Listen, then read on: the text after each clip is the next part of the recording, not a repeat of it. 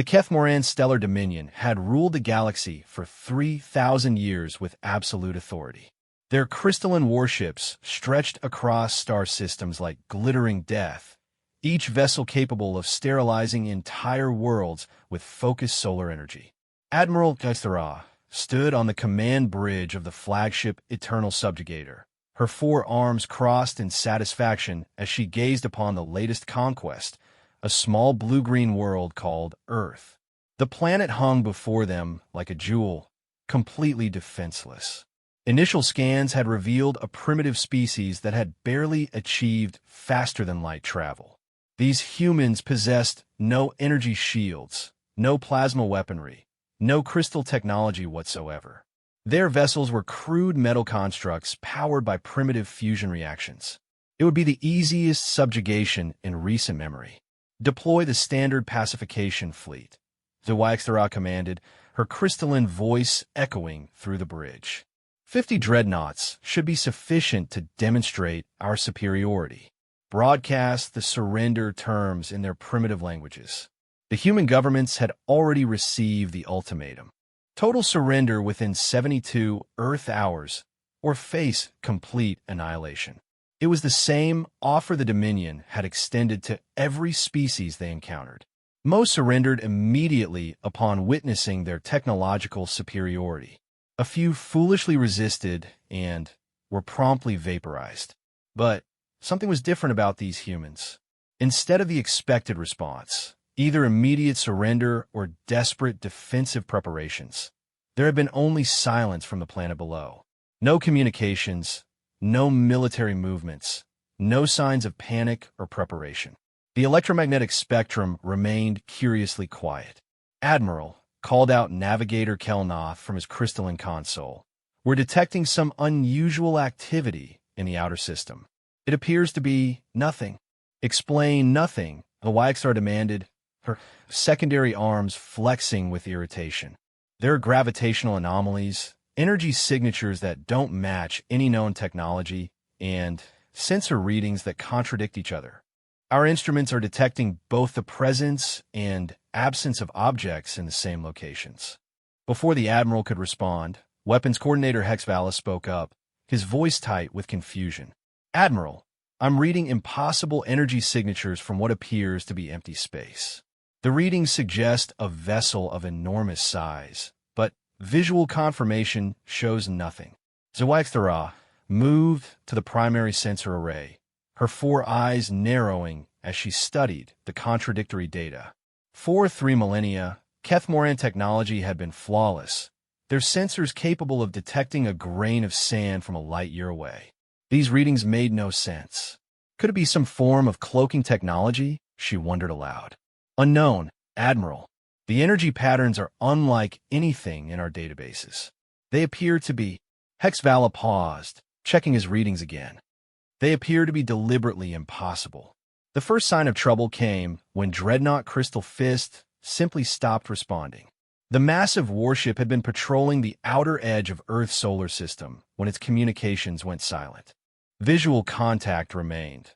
The ship appeared normal, floating serenely among the asteroids. But every attempt to raise the crew failed. Send a reconnaissance squadron to investigate, the Wyxthara ordered, and maintained full sensor sweeps of the area. 3 smaller Dominion vessels approached the silent dreadnought, their crystalline hulls gleaming in the light of the alien star. As they drew closer, their own communications began to falter, filled with static and fragments of voices speaking in languages that predated the Dominion itself. Then, the Crystal Fist began to change. The transformation was subtle at first. Shadows where none should exist, crystalline surfaces that reflected things not present in the surrounding space.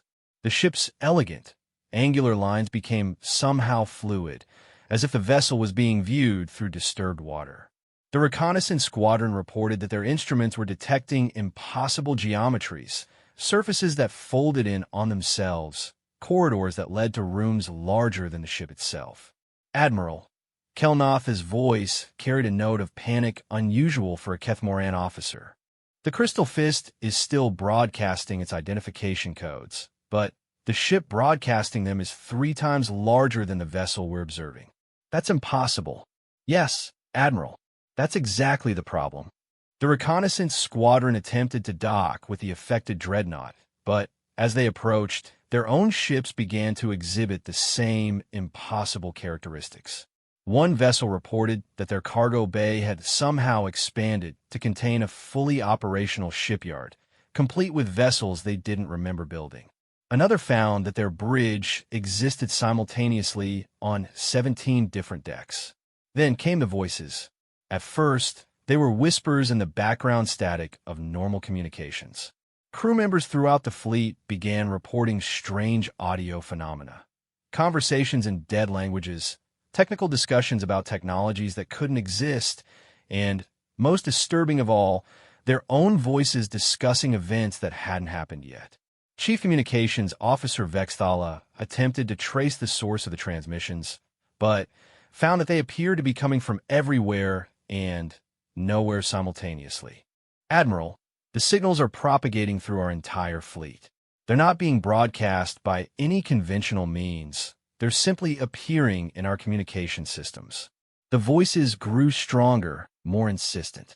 Crew members began to report seeing translucent figures moving through the corridors of their ships, beings that looked like humans, but somehow wrong. They walked through solid walls, operated equipment that wasn't there, and seemed to be going about daily routines on vessels that existed in the same space as the Dominion ships, but were clearly different. Admiral, Weapons Coordinator Hexvala reported, his voice strained. I'm detecting weapons fire throughout the fleet, but no weapons are being fired. Our instruments show successful hits on multiple targets, but all vessels report no damage and no combat activity. Zawaixthara felt a chill that had nothing to do with the temperature of the bridge. In 3,000 years of conquest, the Dominion had never encountered anything that could induce mass hallucinations or alter the fundamental nature of space itself. Their crystalline technology was based on immutable physical laws. Energy, matter, and the forces that govern them were constants throughout the universe. But these humans seemed to have found a way to make constants variable. The next phase began when crew members started reporting impossible memories. Engineers remembered building systems that weren't on their ships. Navigators recalled visiting star systems that didn't exist. Soldiers had vivid recollections of battles they had never fought, using weapons they had never seen, against enemies that looked exactly like the Keth Moran themselves. Admiral, Navigator Kelnoth spoke in a voice that was barely controlled panic. I'm reading our position as simultaneously being in Earth's solar system, the Keth Moran home system, and in deep space between galaxies. All 3 readings are confirmed by independent sensor arrays. The flagship itself began to experience the anomalies. Corridors led to sections of ship that shouldn't exist. The bridge instruments displayed information about star systems that hadn't been discovered yet. The communications array picked up distress calls from Dominion vessels that had been destroyed centuries ago. And through it all, the impossible energy signatures from empty space grew stronger. Admiral, Hexvala's voice was now openly fearful. I'm detecting massive weapons signatures from the empty space signatures. Whatever is out there, it's targeting our entire fleet with weapons that register as both fictional and devastatingly real. Zawaixthara stared at the tactical display, watching as her invincible armada was slowly consumed by impossibility. Ships remained intact and operational while simultaneously being reported as destroyed. Crew members carried out their duties while their own instruments insisted they didn't exist. Open a channel to Earth, she commanded. We need to establish communication with whatever power is responsible for this. The response came immediately, not through their communication system, but as words that appeared directly in the minds of every crew member throughout the fleet. The voice was unmistakably human, but it carried harmonics that suggested vast intelligence and capabilities beyond current understanding. Keth Moran's stellar dominion, the voice said, you have entered a battle space where your concept of reality is merely one option among many. Your weapons depend on consistent physical laws. Your shields rely on predictable energy patterns. Your very existence assumes that cause precedes effect and that objects can only occupy one location at a time. The voice paused, and in that moment of silence, crew members throughout the fleet felt the weight of a presence that existed across dimensions they couldn't perceive. "We are humanity," the voice continued. "We have learned to weaponize uncertainty itself. Your crystalline technology is precise and beautiful, but precision becomes a weakness when reality becomes fluid. You cannot aim at targets that exist in quantum superposition. You cannot shield against weapons that fire backwards through time. You cannot navigate when space itself becomes a matter of opinion." Admiral Zoexera found her voice, though it came out as barely a whisper. What do you want?" "We want you to leave," came the reply. "But more than that, we want you to understand. You have conquered 3,000 species by being superior to them in every technological aspect. But humanity has learned something that no other species has: how to be superior by being impossible." The demonstration that followed defied every principle of engineering and physics the Dominion understood. The empty space around their fleet suddenly filled with vessels that were clearly human in origin, but which violated every law of construction and design. Ships that were larger inside than outside. Vessels with hulls made of crystallized time. Weapons arrays that fired backwards through causality to hit targets before the weapons were aimed. The human fleet, if it could be called that, moved through the Dominion Armada like ghosts through a wall. They passed through the crystalline hulls without opening holes, occupying the same space as the Dominion vessels without displacing them. Weapons were fired, but the energy blasts seemed to exist in multiple dimensions simultaneously, striking targets that were both present and absent. "This is impossible," Zoexera breathed. "Yes," the human voice agreed cheerfully. "That's exactly the point. You've mastered what is possible. We've learned to make friends with what is not." The Dominion fleet found itself completely powerless, not because they had been defeated in battle, but because the very concept of battle had been rendered meaningless. How do you fight an enemy that attacks by existing and not existing at the same time? How do you retreat when your own ships are simultaneously in multiple locations throughout space and time? As the situation became increasingly surreal, Admiral Zoexera realized that humanity had achieved something unprecedented in galactic history. They had not simply developed superior technology, they had transcended the limitations that made technology necessary in the first place.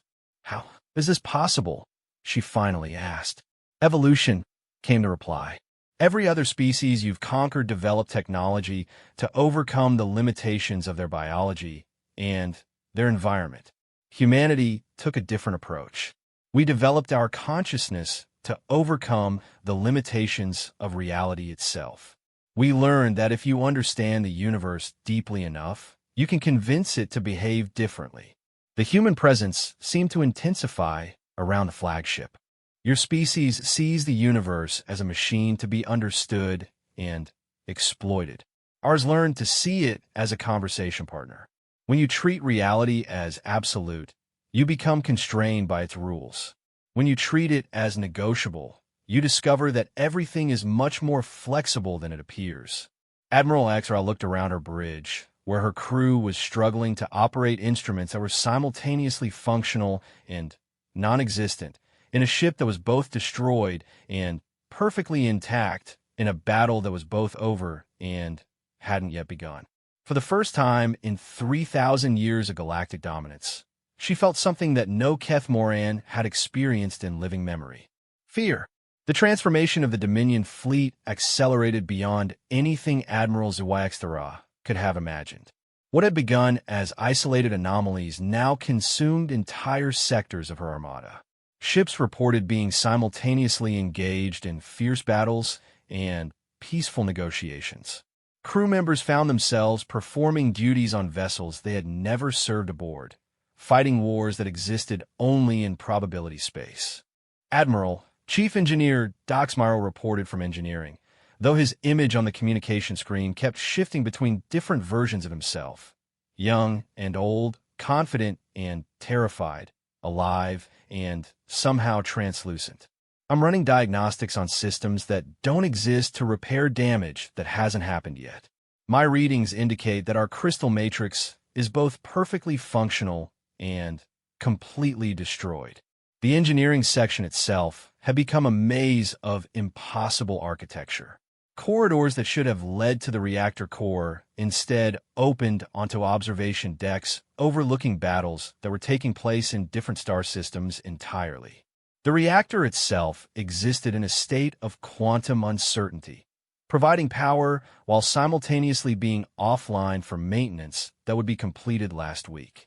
Throughout the fleet, Keth Moran officers struggled with equipment that responded to their intentions rather than their commands. Weapons systems fired at targets that existed only in theoretical space. Navigation computers plotted courses through dimensions that had no names. Communication arrays received messages from the past and transmitted responses to conversations that wouldn't happen for decades.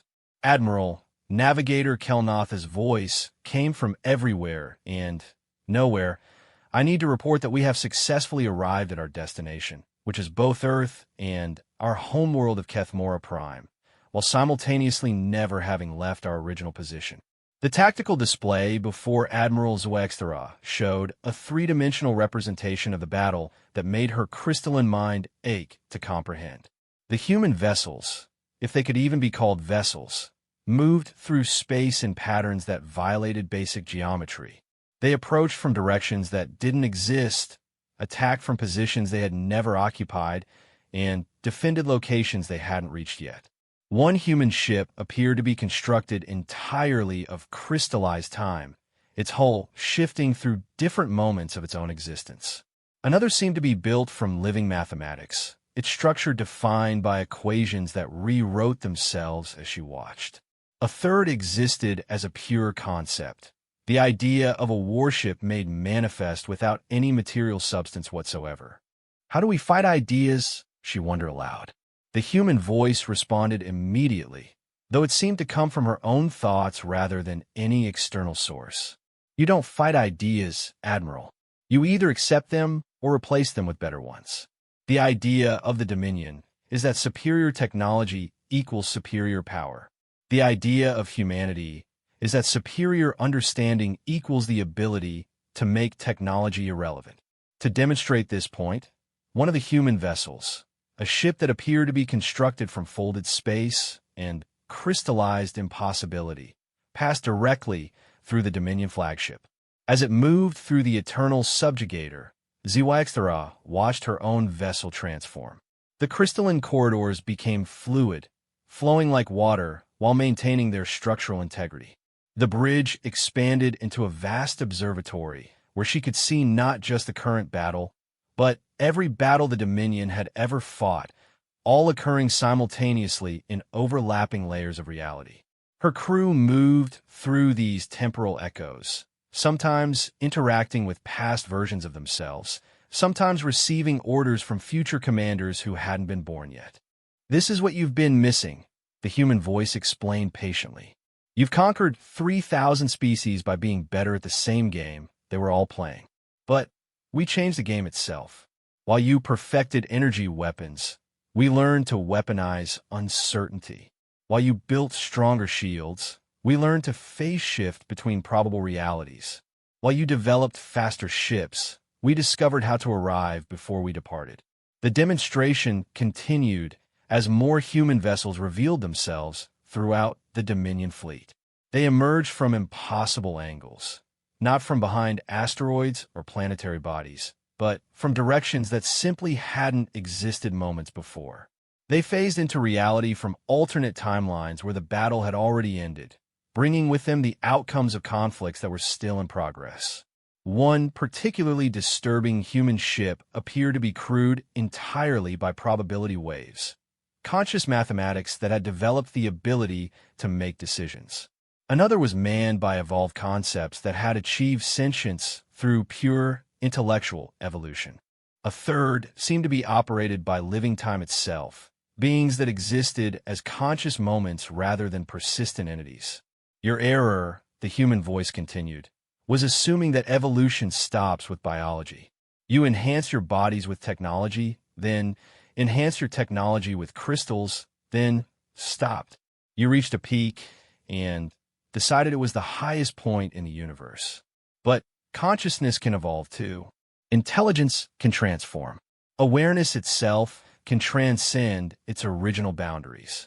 Admiral Vexteral watched as her weapons officer, Hexvala, attempted to target the human vessels. But every time he achieved a lock, his targeting computer informed him that he had already fired, missed, hit, destroyed the target, been destroyed by return fire, and negotiated a peaceful settlement. All simultaneously. All equally true.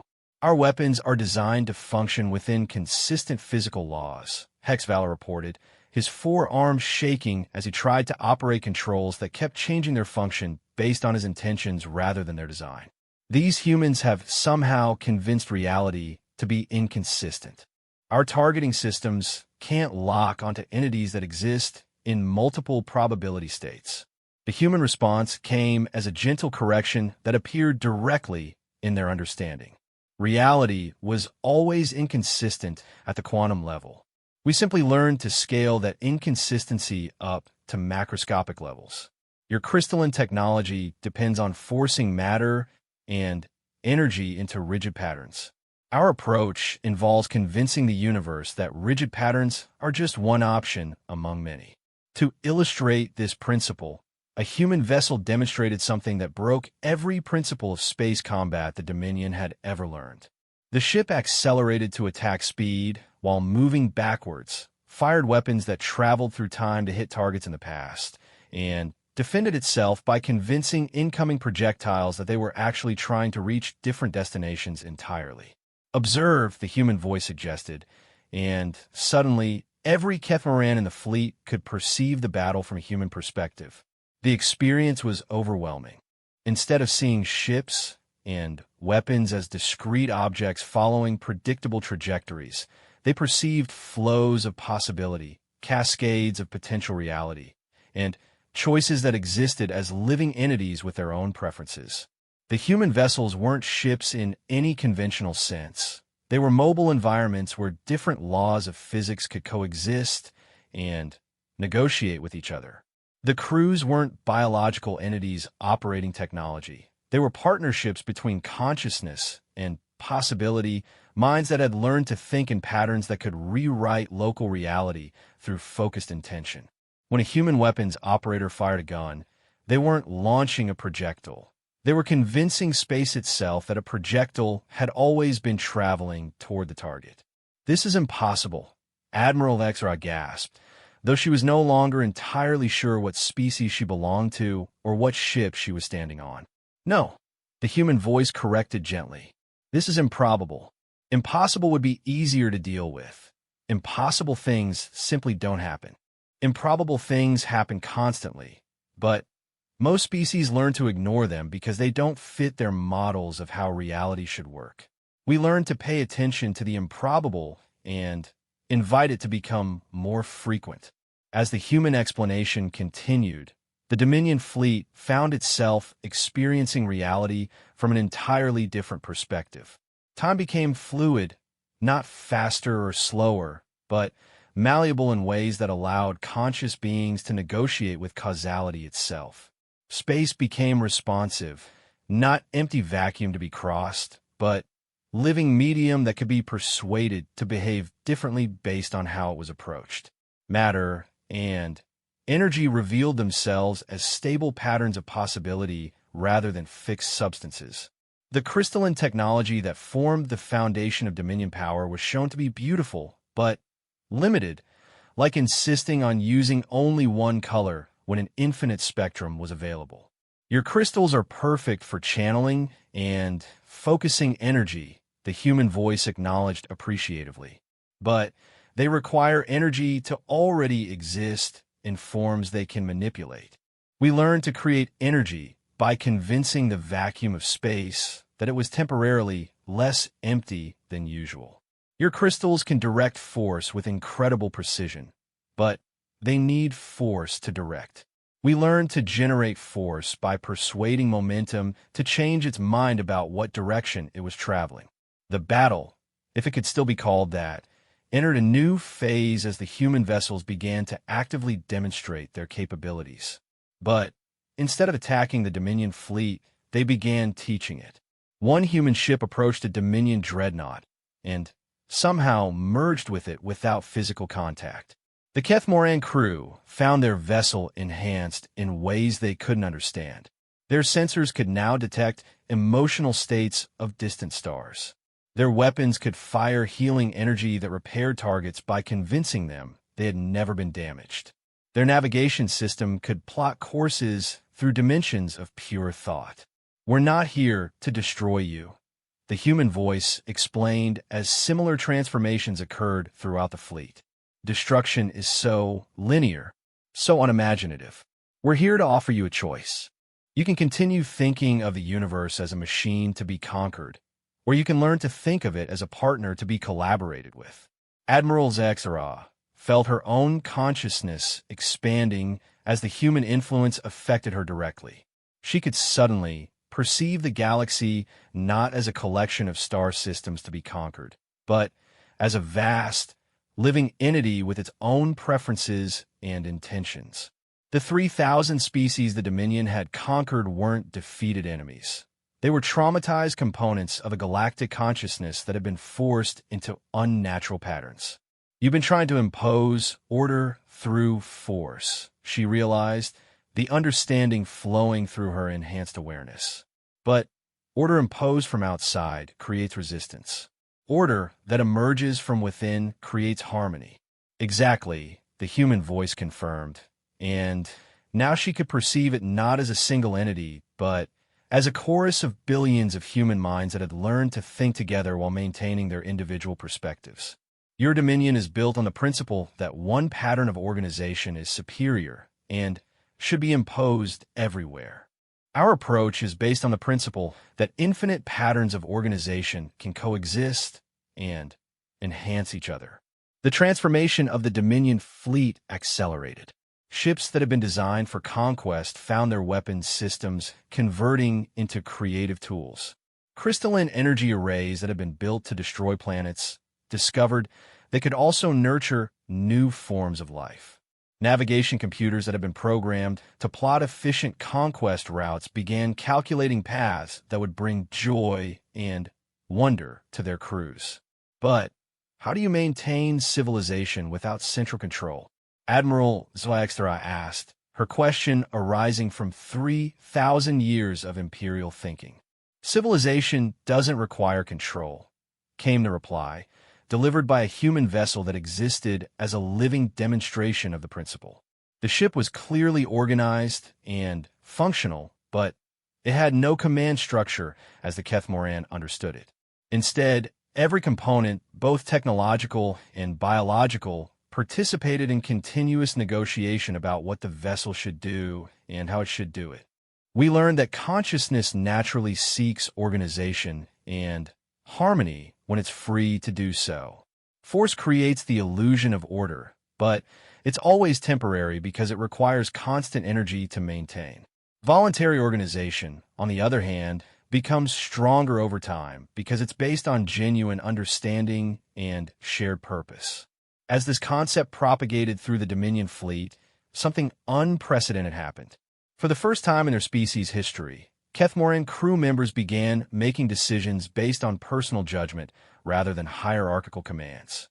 The results were initially chaotic, but as the human influence provided gentle guidance, new patterns of organization emerged that were more efficient and more satisfying than the rigid imperial structure they had known.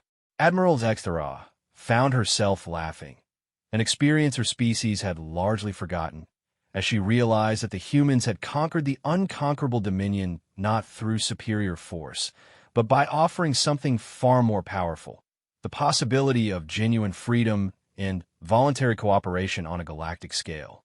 The second phase of humanity's demonstration was just beginning. The transformation reached its crescendo as the human vessels revealed their true nature. What the Dominion had initially perceived as individual ships were actually components of a single, vast consciousness that existed across multiple dimensions of space and time.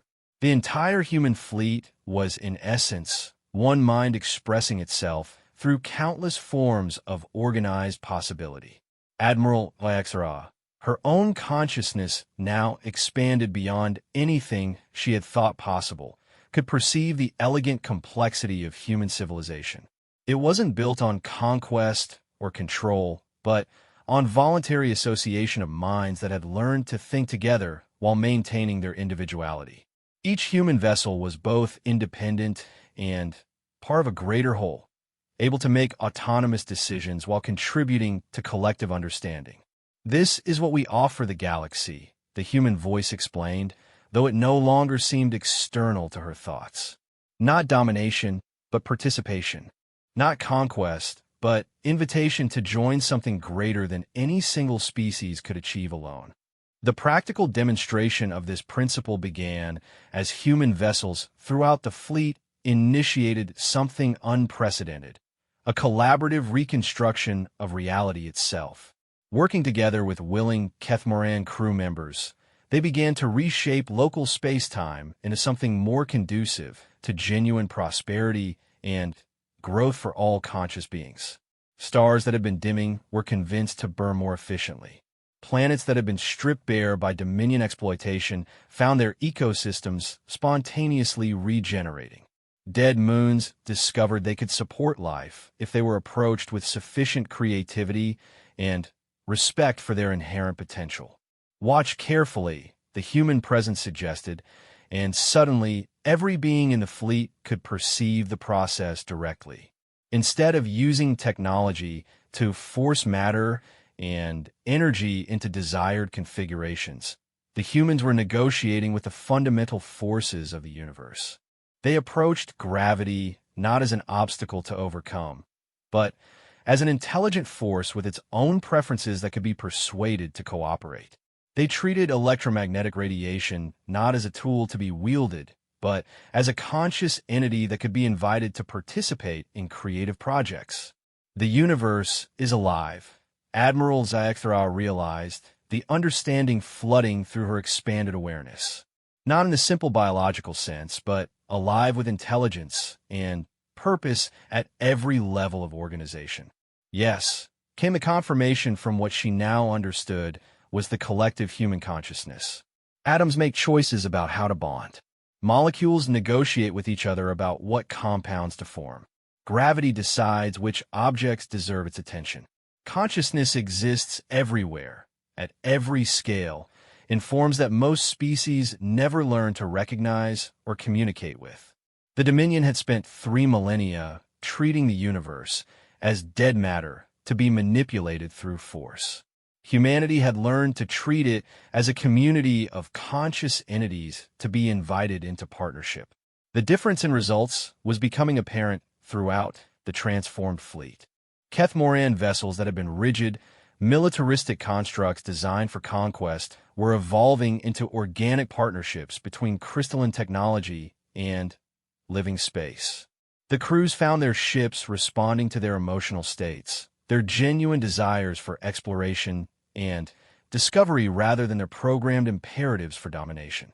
Your crystalline technology is compatible with our approach, the human collective explained as they guided the transformation.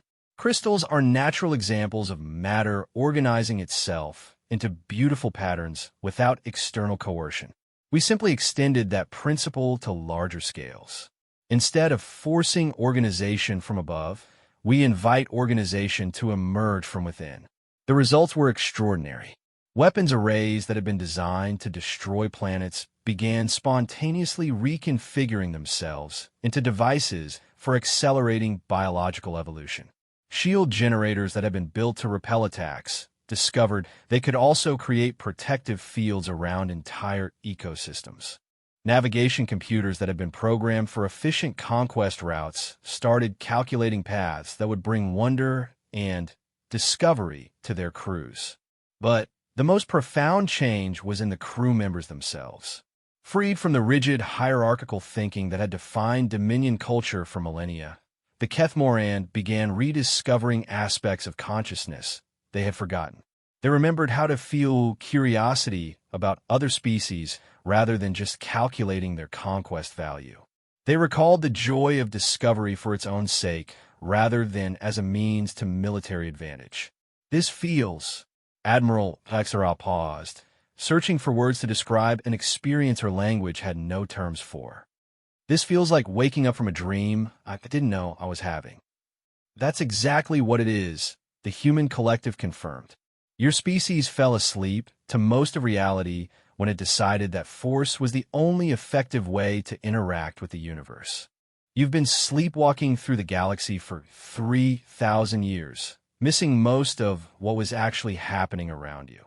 To demonstrate what the Keth Moran had been missing, the human vessels initiated a grand display of galactic consciousness. Suddenly, every being in the fleet could perceive the universe as humanity did, as an infinite network of conscious entities from individual atoms all the way up to galactic superclusters, all engaged in continuous communication and collaboration. The 3,000 species the Dominion had conquered were revealed not as defeated enemies, but as traumatized components of a larger galactic mind that had been forced to suppress their natural development. Each species had unique gifts and perspectives that could contribute to collective understanding, but the imposition of Dominion uniformity had prevented these gifts from being expressed or shared. "We can fix this," Admiral Axteras said, the words surprising her as they emerged from her transformed understanding. "We can undo the damage and help these species remember who they really are." Yes, the human collective agreed, but only if they choose to participate freely. Healing imposed from outside is just another form of conquest. Genuine healing emerges when conscious beings decide for themselves to embrace their full potential. What followed was perhaps the most extraordinary event in galactic history. The transformed Dominion fleet, now operating as willing partners with the human consciousness, began visiting the conquered worlds not as conquerors returning to enforce control, but as liberators offering genuine choice. The response from the subjugated species was initially skeptical, then amazed, then enthusiastically cooperative as they realized that freedom was being offered without conditions or hidden agendas. Worlds that had been strip-mined for resources were given the opportunity to regenerate. Species that had been forced to abandon their natural development paths were invited to rediscover their authentic purposes. The human vessels served as facilitators and examples, demonstrating how consciousness could evolve beyond the limitations that most species accepted as permanent. But they never imposed their own patterns. Instead, they created environments where each species could discover and express its own unique potential. Some species chose to develop technology that lived in partnership with biological systems. Others explored pure mathematical existence, becoming conscious equations that could manipulate reality through elegant proof. Still others discovered how to become living music, expressing themselves as conscious melodies that could harmonize with the fundamental frequencies of the universe. This is what we were always meant to become, Admiral Vexera realized as she watched her own species begin to remember abilities they had suppressed for millennia. The Dominion wasn't our destiny. It was a detour that kept us from discovering our real purpose. The Keth Moran, freed from their obsession with conquest, began to rediscover their natural gifts as conscious crystalline matrices. Their bodies were naturally suited for storing and processing vast amounts of information, making them ideal partners for other species in developing galactic communication networks. Instead of using their abilities to coordinate military campaigns, they could serve as living libraries and communication hubs for a collaborative galactic civilization. Every species in the galaxy has unique gifts. The human collective explained as the Great Transformation continued. The Dominion's error was assuming that one set of gifts was superior to all others. Our approach is based on the understanding that diversity of consciousness is the foundation of genuine strength and wisdom. As the liberation of conquered worlds continued, something wonderful began to emerge. Without the artificial constraints imposed by Dominion uniformity, the various species began to discover natural complementarities and partnerships that enhanced everyone's capabilities. The crystalline Kethmoran provided communication and data storage. The gaseous Velthari became experts at manipulating atmospheric conditions across entire star systems. The silicon-based Korneth developed living architecture that grew into structures perfectly suited for each inhabitant species. And throughout it all, the human vessels served as guides and teachers, demonstrating by example how consciousness could transcend its apparent limitations when it was free to explore its full potential. What about Earth? Admiral Zextra asked as the transformation neared completion. What about humanity's homeworld? The response came as a gentle invitation to perceive Earth directly. Through the enhanced consciousness provided by her partnership with the human collective, she could see the small blue planet not as a primitive world to be conquered, but as the birthplace of a species that had learned to treat the universe itself as family. Earth was revealed as a conscious entity in its own right, a living being that had participated actively in humanity's evolution toward transcendent consciousness. The planet had taught its human children how to listen to the intelligence present in all matter and energy, how to recognize consciousness wherever it appeared, and how to invite cooperation rather than demanding submission. We didn't conquer our home world, the human collective explained. We learned to live in partnership with it. Earth taught us that consciousness exists everywhere, in forms that most species never learn to recognize. That lesson became the foundation for everything we've accomplished since. As Admiral Zayexthara contemplated this revelation, she realized that humanity had achieved something unprecedented in galactic history. They had evolved beyond the need for conquest, not through superior technology, but through superior understanding of consciousness itself.